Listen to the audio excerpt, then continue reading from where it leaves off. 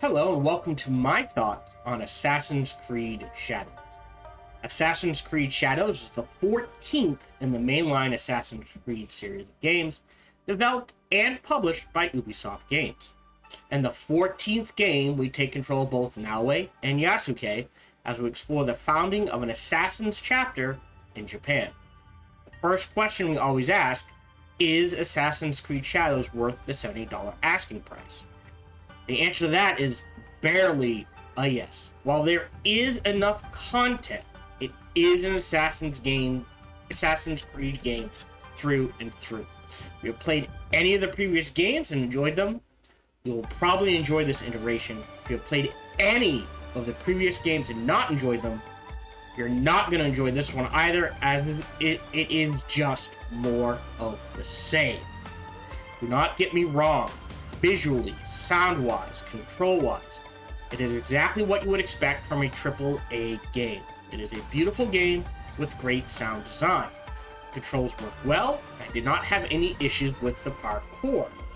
Keeping in mind I was playing on a PlayStation 5, my setup handled the game easily with a solid 60 frames per second for the entire playthrough. If I remember correctly, the game crashed twice, but this was due to a setting on the PS5 forcing updates while playing. The setting itself feels large. However, because they use mountains and forests to close off areas and force long winding paths, traveling, even with fast travel, gets tedious and frustrating, and this makes the game feel smaller, not larger. The game tells a story set in the Assassin's Creed world. This story involves Yasuke, a samurai, and Naoe, a shinobi. Then, after that, it blurs together as a paint-by-numbers AC story that I did not find particularly memorable or interesting. In addition, I kept asking why they split the story between the two characters. Telling a standard AC story from the point of Naoe, with Yasuke just being a controllable guest character now and then, would have been fine. This especially becomes noticeable when you found out the branches in the story where you are given options on who fights and what happens have no impact. If you get to a point in the story where you can choose either Yasuke or Naoe fights, great, you get to fight with whoever you choose. But when that killing cutscene kicks in, if Naoe canonically has the kill, then in the cutscene, Naoe will get the kill even if you fought with Yasuke. If you get to a story point where you must choose, will the NPC live or die? If you choose live, but canonically that NPC dies, then something will happen to kill that NPC, even if you chose live.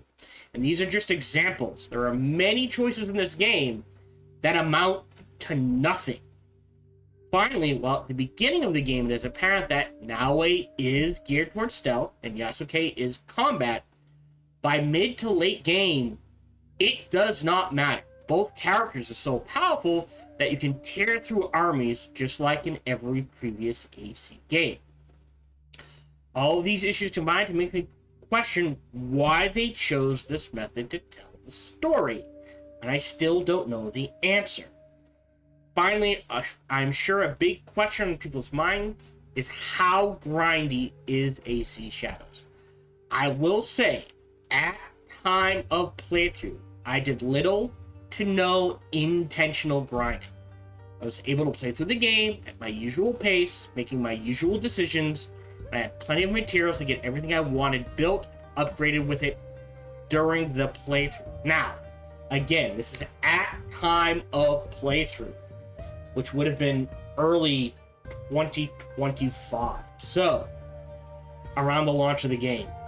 If you're listening to this later, I cannot speak to the grindiness. I can just say at launch, no grinding. Yes, there is $70 worth of game here.